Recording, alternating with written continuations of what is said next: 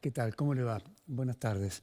Voy a estar con Susana Ustares, la contadora Ustares, que ha dejado la Secretaría General de APOC, su gremio histórico, digamos, ¿no es cierto?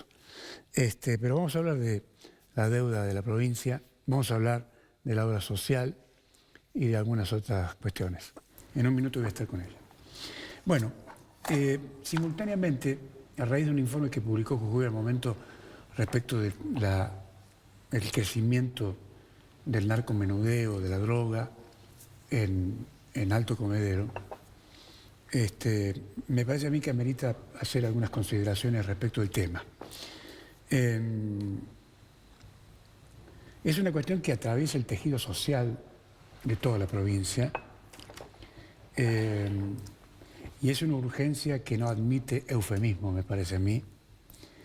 Es este avance del consumo problemático y simultáneamente la aparente parálisis estatal frente a una generación que se nos escapa de las manos. Esto es lo preocupante. Muchos de ustedes se preguntan si este vacío de políticas públicas efectivas constituye, legalmente hablando, un supuesto abandono de personas por parte del Estado. Es una pregunta, me parece a mí, razonable. Sin embargo, el derecho administrativo y constitucional establece más bien una falta de servicio o de incumplimiento de los deberes de funcionario público. La jurisprudencia argentina, respaldada por la Ley Nacional de Salud Mental 26657 y la Ley de Protección Integral de los Niños y los Adolescentes, la 26061, establece que el Estado es el garante último, ¿sí?, de la salud y la integridad de los menores. Cuando el aparato estatal omite de manera sistemática la implementación de programas de prevención y asistencia, incurre en una responsabilidad por omisión. Las leyes plantean que ante la desprotección de un derecho fundamental se activan mecanismos como el amparo colectivo, donde en ese contexto la justicia puede obligar al Ejecutivo a cumplir con sus prestaciones básicas, cosa que no vemos. No se trata solo de una falta moral, sino de una transgresión a tratados internacionales con jerarquía constitucional que obligan a proteger el interés superior del niño. En definitiva, aunque la figura penal de abandono de personas sea difícil de aplicar, como le decía al principio, a un ente abstracto, como es el Estado, la responsabilidad civil y administrativa es plena cuando la inacción estatal deja a los jóvenes en un estado de vulnerabilidad extrema, que es lo que estamos registrando, ¿sí?, transformando la omisión en una política de descarte que la ley, al menos en los papeles, ¿sí?, condena con firmeza. Si la justicia puede obligar al Ejecutivo a cumplir con sus prestaciones básicas, ¿dónde están esas medidas? Porque sabe que, señores de la justicia, la situación es insostenible. Insostenible. La situación es compleja, ya que una cosa es el discurso institucional y otra es la práctica concreta. Y es en este momento cuando aparecen las tensiones, las limitaciones y sobre todo las contradicciones de un sistema que muchas veces llega tarde, mal o directamente no aparece. Lo que estamos viendo es que el desempeño de la Secretaría de Salud Mental y Adicción en el Ministerio de Salud o la Secretaría de Niñez y Adolescencia y Familia, que depende del Ministerio de Desarrollo Humano, trabajan como organismos reactivos, no como organismos preventivos. ¿Se da cuenta? Es decir, cuando intervienen en el problema, resulta que el fenómeno ya explotó. La prevención, que debería ser el corazón del sistema, es la médula del sistema, queda debilitada, además por falta de recursos y por una estructura que no logra cubrir territorialmente de manera eficiente todos los sectores vulnerables. Está el tema explotado en toda la provincia, le digo. Hace foco en Alto Comedero, que es un escándalo. El fenómeno del consumo problemático, entre otros, se ha espiralizado, como le digo, en el territorio provincial, y el gobierno, por desidia o por no tener capacidad para leer la realidad, porque esto es lo que le pasa a la política, no está leyendo la realidad tal cual como está pasando. ¿Se da cuenta? Lo ha dejado crecer irresponsablemente al fenómeno, y ahora la complejidad es otra, porque además no cuenta con los recursos humanos profesionales para operar en los territorios calientes. Y esto naturalmente va impactando en la calidad de las intervenciones. No hay seguimiento sostenido de los casos, cuya consecuencia es la intervención parcial que no resuelve la cuestión de fondo. Y los casos vuelven a aparecer y en peores condiciones. Y el otro punto crítico, me parece a mí, es la relación con la justicia. En teoría, todos los sistemas son supuestamente ágiles y coordinados, pero en la práctica hay demoras. Se superponen decisiones. En algunos casos hay falta de criterios que tengan algún nivel de claridad. En algunos casos se protege, pero no se repara. Lo más grave es que cuando las decisiones las toma la política, muchas veces cambian las prioridades.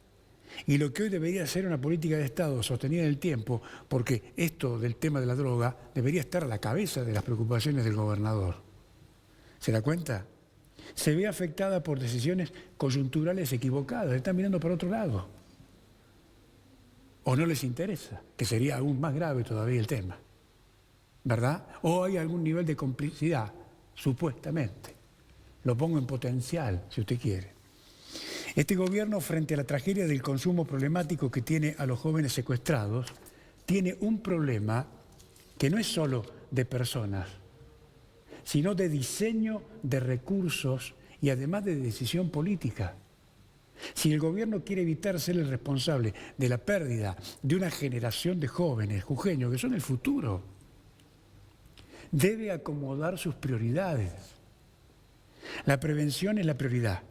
La inversión debe ser fuerte y además sostenida, porque de lo contrario va a seguir llegando tarde, es decir, el sistema va a seguir llegando tarde, que es lo que justamente se debe evitar.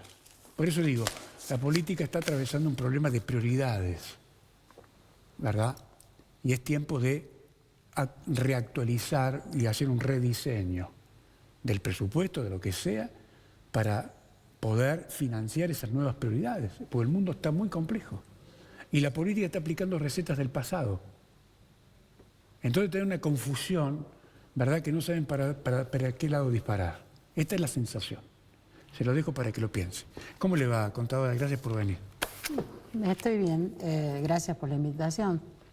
Será tal vez la última vez que quería corregirlo en el hecho de que aún soy la secretaria general, porque el acto de asunción de las nuevas autoridades, entre ellas el nuevo secretario general del sindicato, va a ser el próximo día 5 de mayo, bueno, con presencia de la Mesa Nacional del Sindicato, que van a venir a despedirme después de 18 años al frente de este gremio que se formó a partir de esa fecha. Recordemos que fue en el año 2008, estando en proceso de organización, estalló el conflicto del 2008 que tuvo a una treintena de secretarios dentro de la Casa de Gobierno, usted debe recordarlo, durante una semana en negociaciones muy ásperas con el gobierno de aquel momento, y bueno, ese año 2008 fui electa y desde allí sucesivamente durante 5 mandatos sin renovación. Creo que es el momento, así lo pienso y así lo organicé, porque lo planteé a mis compañeros buscando perfiles e interés y buscando renovar, ¿no? Y se formó una comisión directiva participativa, 60% nueva en la función gremial, de compañeros que tienen el perfil para involucrarse. Hay un 40%, 4 cargos que continuamos de la comisión que cesa. Algunos se jubilaron de la comisión directiva, otros salen, pero seguimos todos en esta idea colectiva de representar un organismo que es clave dentro de la democracia, como son todos los organismos de control, pero particularmente el control externo, ¿no? Que estamos empeñados en que más allá de la transformación traumática que generó la Constitución hacia crear la auditoría de la provincia y eliminar al Tribunal de Cuentas, con todo lo que ello conllevó, entendemos de que, sin embargo, cualquier modelo funciona a partir de voluntad política, de voluntad técnica y de recursos para hacerlo. Ninguna de las tres cosas pasa. Bueno, eso también es algo que debe uno plantearlo, y yo vengo haciéndolo de manera muy clara, muy firme, y además gestionando, porque tengo diálogo con las autoridades provinciales, tanto el gobernador, que viene de ser un empleado del Tribunal de Cuentas, el contador Sadir, también tuve llegada a la legislatura y seguiré teniéndola porque, como digo, no salgo de la comisión directiva, y todos esos espacios que se generaron van a seguir siendo cultivados, porque aún me quedan un par de años de gestión nacional, primero de gestión en la CGT, que también elige ahora el 7 de mayo nuevas autoridades, dentro de lo cual va a haber seguramente una renovación, y entendemos que no debería ser noticia que un dirigente recambie su posición del liderazgo dentro de un espacio gremial,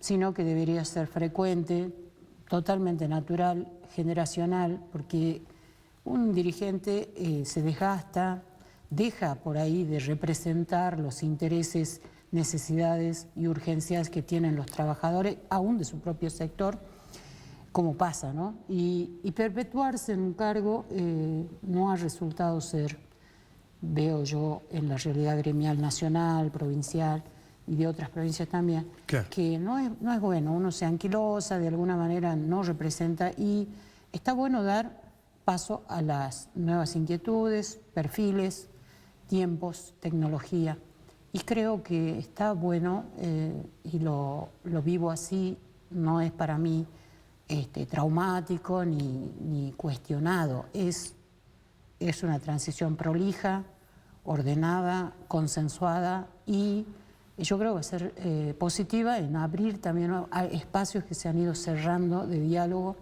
porque a veces molesta la impronta, ¿no?, de un dirigente que si ya ha tenido sus batallas y por ahí algunas puertas que se han cerrado puedan abrirse a una nueva dirigencia. Dios quiera que así. Yo hago votos para que esto sea así, porque, bueno, amo lo que hago, amo mi provincia, mis compañeros, que son mi familia, y creo que la dirigencia toda tiene un compromiso con este tiempo, con esta nuevo escenario, ¿no?, que, bueno, de cara al Día del Trabajador lo estamos evaluando. El trabajador argentino, jujeño en particular, tiene muchos desafíos y hay que transitarlos en unidad. Bueno, Susana, le hago una pregunta que me parece no podemos evitar. Sí. ¿Usted cree que la deuda que tomó Morales es una irresponsabilidad? Bueno, yo vengo señalando, el endeudamiento es un mecanismo del Estado para resolver carencias o empresas que a veces no se cuenta con los recursos. Es decir, no es el mecanismo malo. Si es malo o se transforma en malo, ¿cuándo?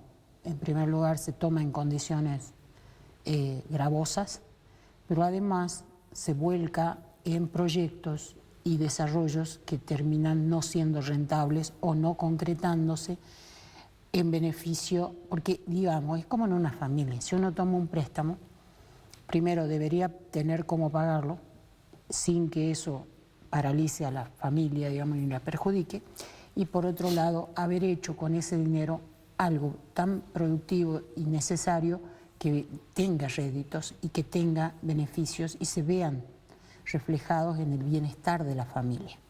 Yo creo que eso en estos grandes préstamos internacionales a tasas muy altas en moneda extranjera, para hacer empresas faraónicas a Jujuy, y yo lo dije en varias ocasiones, iba a traer perjuicios en el funcionamiento. Finalmente, después de una época de superavitaria teórica, iba a traer esto que está pasando, ¿no? De que se empiezan a limitar recursos, empieza a estrecharse todo.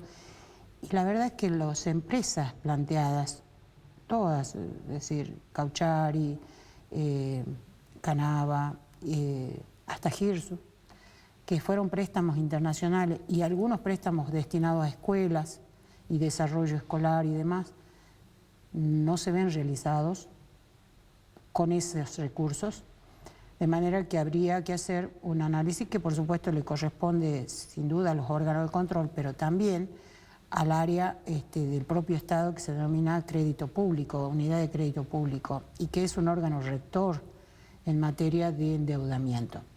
Y tener transparencia también, porque se ha visto muchísimos pedidos de informe, muchísimos planteos. No responden nada. Que hicieron legisladores, que hicieron entidades de la sociedad civil y que no se vio esa transparencia. Entonces yo digo, si hay una toma de préstamos, por supuesto en su momento autorizadas por la legislatura, una legislatura totalmente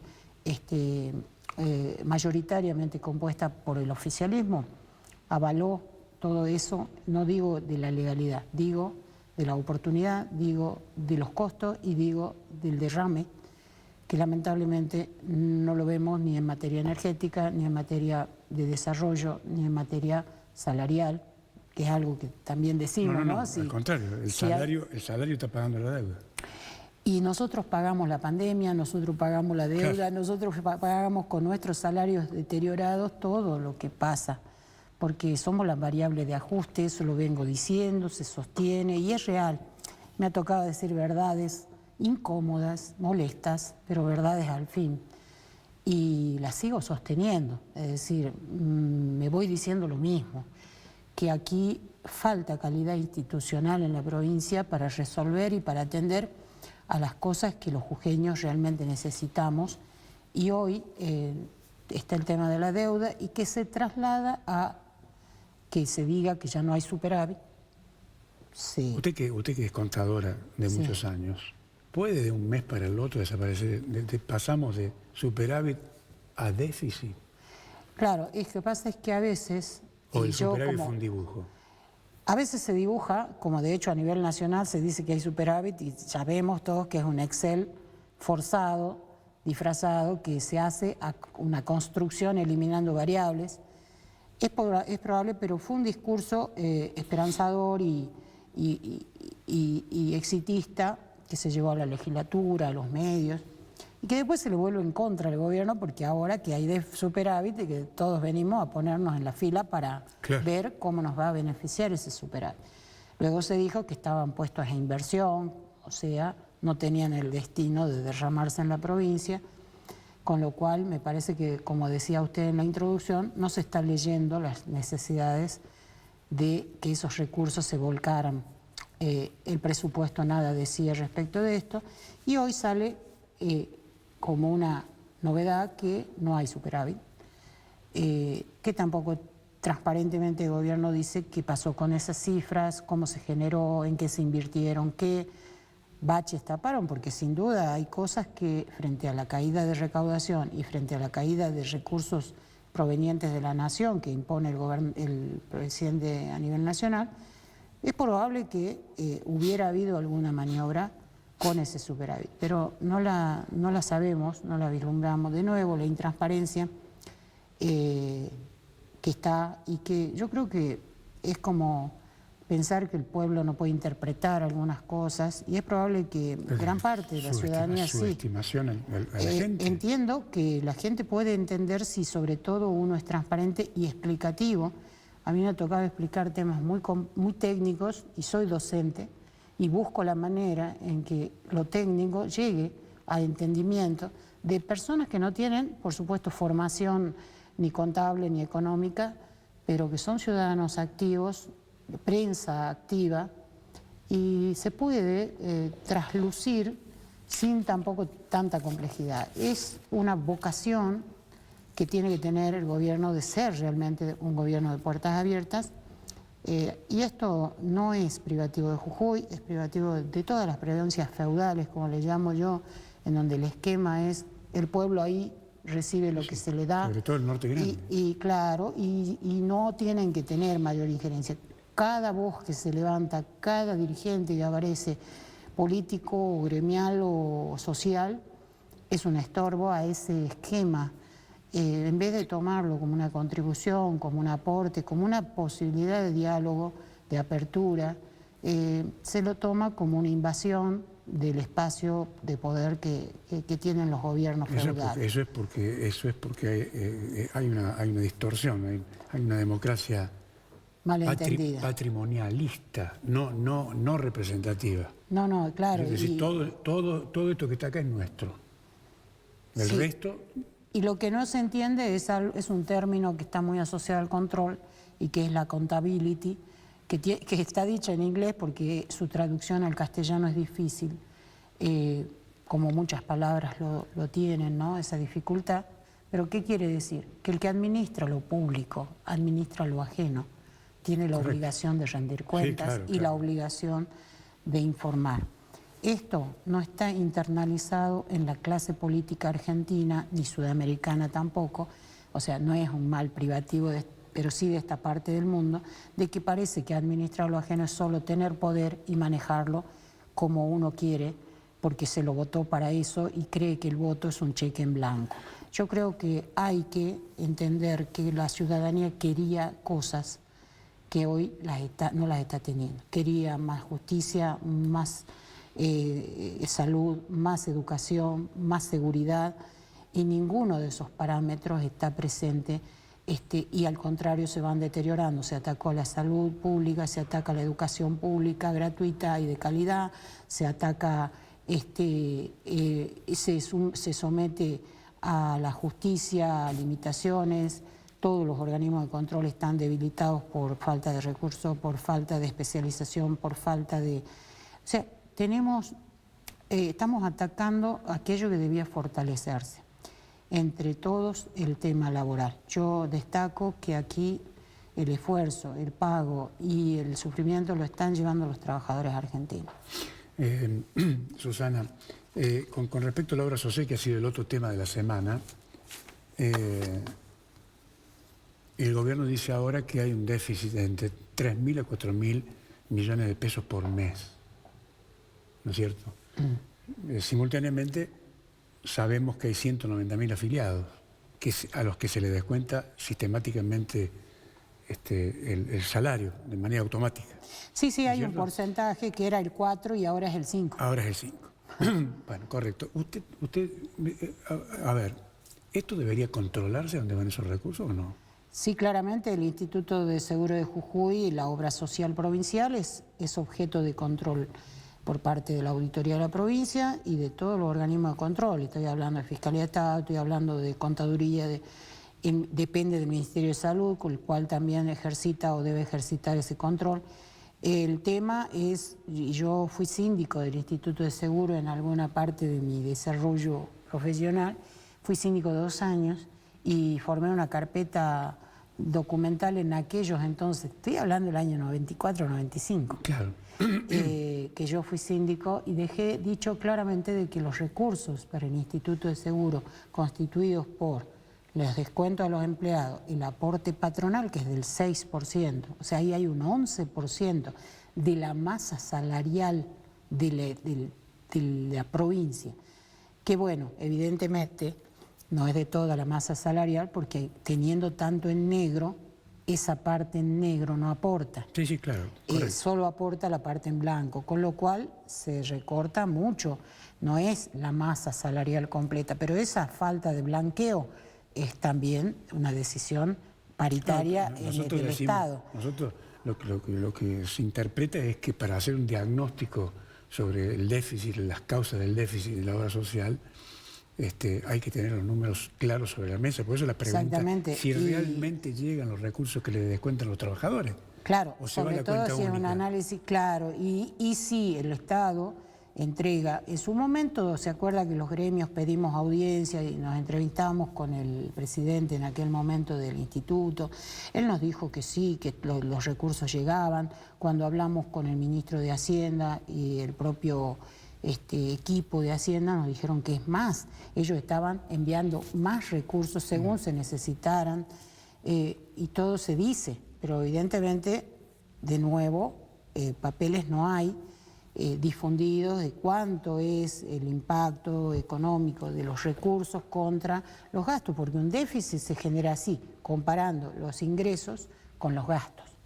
Los convenios no se dan a difusión, los convenios con cada colegio, sí, los costos del funcionamiento de la obra social, su personal, sus insumos, su edificio, o sea, desglosar un poco este déficit. Ahora, lo que quiero destacar es que ese instituto de seguro, esa obra social, es de los trabajadores. Correcto, a eso voy. ¿Usted cree que la tienen que manejar los propios dueños, son los trabajadores? Porque acá da como la sensación que el poder ha usurpado con perpetuidad el manejo de la obra social. Bueno, mire, en el año 82 se saca la ley orgánica del Instituto de Seguro de Jujuy, Obra Social Provincial y Compañía de Seguro, que ahora se desglosó, ¿no es cierto?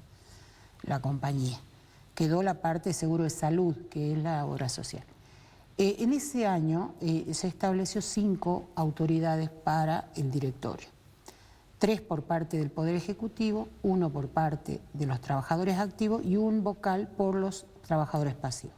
Sin embargo, durante muchísimos años, hasta que yo fui síndico, en el año 94 y 95 fueron 3 designados por el Ejecutivo los que manejaban la obra social. Nunca se eligieron los vocales por los afiliados. A instancias de una carpeta que armé y de un pedido generé un ruido ahí, se eligieron. Finalmente, uno por la parte activa, uno por la parte pasiva, pero quedan en minoría porque no definen en el directorio. Sí aportan, atienden a los afiliados, un poco que son la voz, pero sigue sin ser administrado realmente por los trabajadores. Sigue el Estado siendo mayoritario, designando 3 presidentes y 2 vocales. Yo creo que la obra social tiene que abrirse. Primero, transparentarse bien todos los números. También hay muchas quejas de falta de servicios, de faltas de cobertura, de mayores costos. Por supuesto. O sea que además de pagar nuestro aporte a la obra social, no tenemos todo ahora, gratis. Pagamos un montón de cosas. Ya con esto nos vamos. El vocero acaba de decir que, a pesar del déficit millonario que tiene la obra social, el servicio es excelente. ¿Usted cree que cuando una corporación tiene semejante déficit puede garantizar excelencia en el servicio?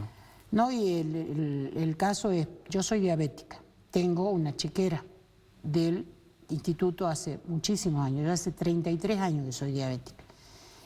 Tenía los medicamentos gratis dentro de ese programa, tenía una chequera de prestaciones absolutamente sin coseguro. Hoy pago coseguros, hoy pago un 40% de la medicación, pago un 60% de la medicación, solo me cubre un 40%. Es decir, el deterioro de la cobertura y de las prestaciones alcanzadas, aun cuando yo tuve un accidente de trabajo y debía cubrirse 100%, se me dijo, no, hay cosas que no cubrimos y tuve que pagar gran parte de lo que fue mi recuperación. Entiendo. Entonces, el deterioro se ve en los casos prácticos.